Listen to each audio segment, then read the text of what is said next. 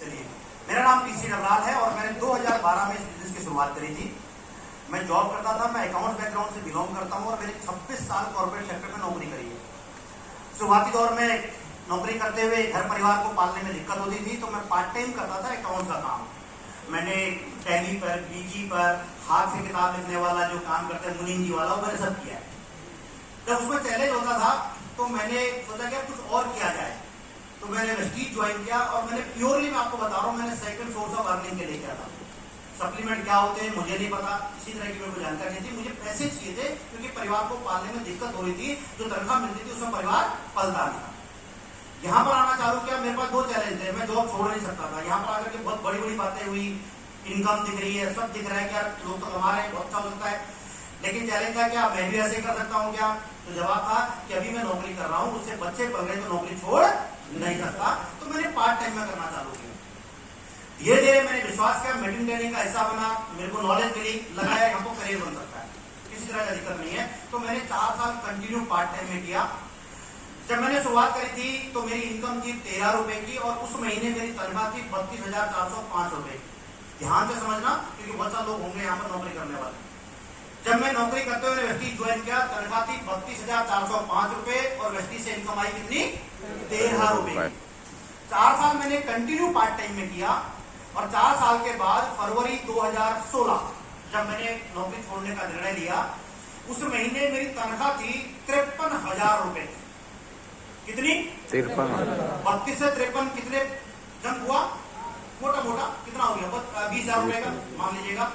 लेकिन उस महीने वेस्टीज से इनकम थी 1,20,982 रुपए।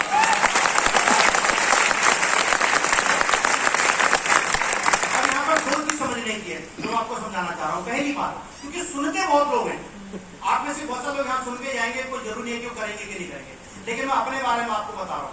मैंने सुना, इस तरह की मीटिंग ट्रेनिंग का हिस्सा बना, मैंने अच्छा किया कि बुरा किया? अच्छा किया। तो ये अच्छा काम आपको भी करना चाहिए कि नहीं करना चाहिए? करना चाहिए।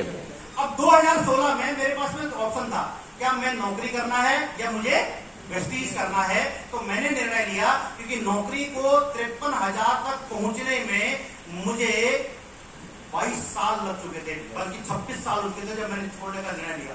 26 साल में 53,000 रुपए और 4 साल में 13 रुपए से 1,20,000 रुपए। अब मुझे आपसे एक सलाह और देनी है, मुझे वेस्टीज फुल टाइम में करना चाहिए था या नौकरी के साथ पार्ट टाइम में करना चाहिए था? उसके बाद में फुल टाइम में। तो मैंने फुल टाइम करने का निर्णय लिया और आज मैं आपके सामने हूं। जो मेरी हाईएस्ट इनकम यहाँ पर क्रॉस हुई इस बिजनेस के माध्यम से, वो थी 7.25 लाख रुपए सिंगल मंथ।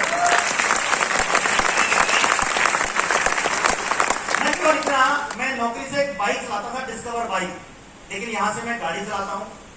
नौकरी के माध्यम से मैं किराए के घर पर रहता था, बड़ी मुश्किल से पहले एक कमरे में रहते थे, फिर 1 रूम किचन हुआ, बच्चे और बड़े हो गए, बड़ी मुश्किल से उसमें गुजारा होता था। लेकिन आज मैं 1850 स्क्वायर फीट के एक लग्जरी घर में रहता हूं।